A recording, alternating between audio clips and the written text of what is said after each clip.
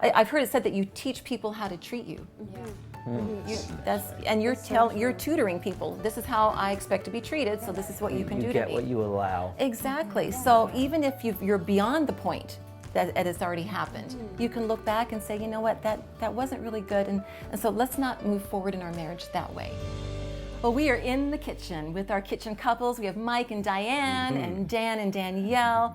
And guys, it's all about boundaries in marriage. Boundaries. Yeah, Dr. Mike, he had some good points there. Like, and it's, it's something that we need in all our relationships. To be healthy. But in marriage, the most important relationship, we need to have those clear boundaries as well, and not allow the other person to just dictate your feelings and catch things from them. But in marriage, your lives overlap so much.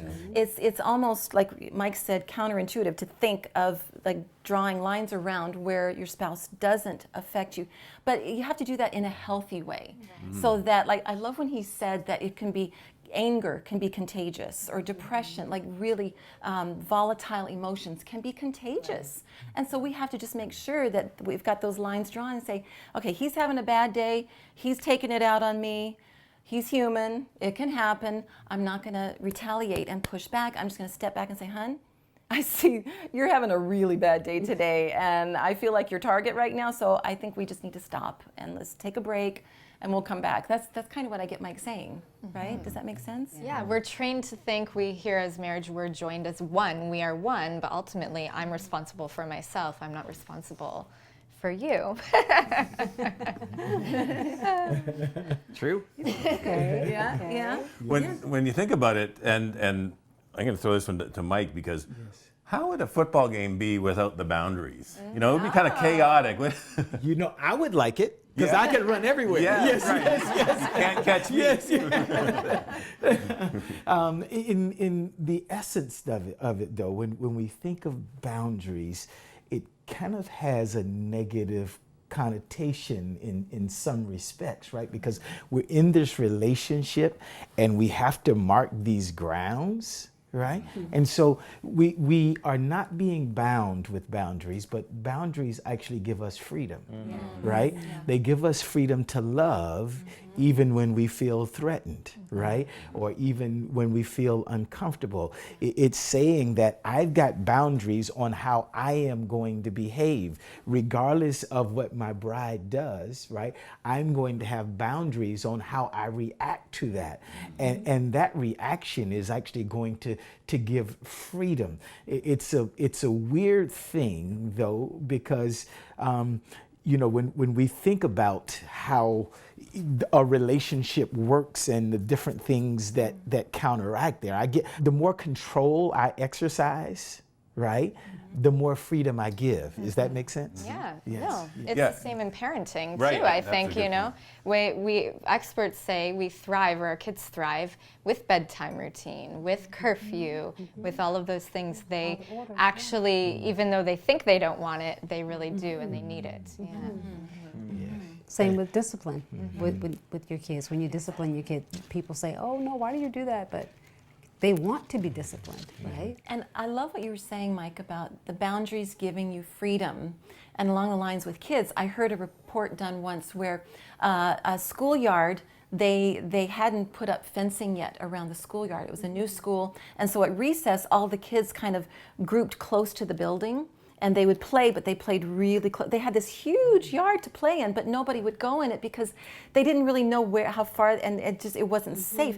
So when they finally put the fences up, the kids were everywhere. They were playing everywhere in the playground because they felt safe. They knew there. So when we have boundaries in our marriage, we're actually creating safe places where we can thrive as a couple because I'm not giving you permission to tear me apart because you're having a bad day. It's like, okay, I'm gonna protect what we've got here. I'm not gonna lash back, or you can say that to me too. Not that you're always the bad guy, I'm just picking on you like crazy here. But you know what I'm saying, and so because then it creates this safe place where you can grow and you can be free and you're not controlled by the bad stuff. And those kind of boundaries or kind of the rules of your relationship, you set either ahead of time, either before marriage or you're into marriage, but at a time where you're both calm and you're saying, let's just talk things through. If you do this, I think it's important that I not give into that. Maybe that we just take 15 minutes or we, and so you kind of know the rules ahead of time instead of making them up on the heat of the moment. Yeah. Oh, baby, in the heat of the moment, it's hard, isn't it? Yeah, because you're right there. And sometimes you don't have them in place, though. So there are some things that you can't predict, right? And at that time, exactly, walk away a little bit and then come back. So don't try to create the boundaries in the middle of it all, right? Exactly. Yes. And then it might be a matter of kind of debriefing after the blow up and after thing, and just say, remember the other day when we had that issue and I walked away. It's because I feel when you are at this point that it's important, for our relationship that we just take that time. And so maybe it could be a post, fight, analysis, and then setting some boundaries there. And it could be that if, say, you say something inappropriate to your spouse, say I say something to you that's condescending, and you just kind of, it offends you and you really don't know what to say and you just kind of walk away and you think, it's good to come back and say, honey, 2 days ago when you said that to me, you really, it felt like you were talking down to me and I didn't appreciate that. And so, because I've heard it said that you teach people how to treat you. And you're tutoring people. This is how I expect to be treated, so this is what you can do to me. You get what you allow. Exactly. So even if you're beyond the point that it's already happened, you can look back and say, you know what, that wasn't really good, and so let's not move forward in our marriage that way. I really don't want to have that kind of For thing. educational purposes, not for it to beat them back Right, up with it, but just to exactly. clarify and say, I'm kind of drawing a line here. Yeah. Yeah. Because we all want to be a better us, right? The name of the show. We want to be a better us. And so if you're joined as partners in making the us that you share the best it can be, then you're both on board with whatever it takes, and sometimes, a lot of times, it's swallowing your pride and saying, okay, yeah, I kind of blew it there. I shouldn't have done that. I'm really sorry. I'll do better. I see that now. And we're going to draw a boundary there. Yeah, boundaries. It's good. Yeah. So All right. good stuff. Good So stuff, yeah. lots more you could say about it. That the book he recommended, you should get too. In fact, we'll have that on our website. Yeah, abetterus.tv, yeah. the website. Now we're going to be back in the kitchen in a little bit, so stay with us. Yeah, more Lots to come. Okay, this is kind of dangerous territory, talking about in-laws. We probably don't want to give too many personal examples who might be watching. I don't know. In-laws watching here.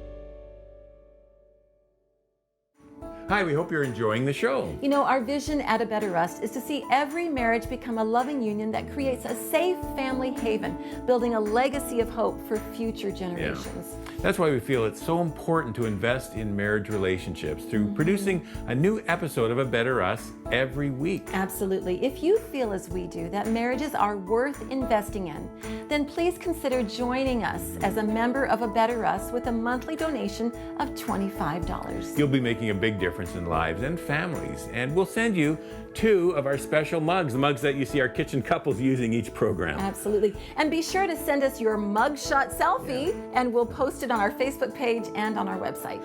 Simply visit abetterus.tv and click donate to set up your automatic monthly giving. God bless you, and thank you so much for making this program possible and helping us strengthen marriages. So we can all become a better us.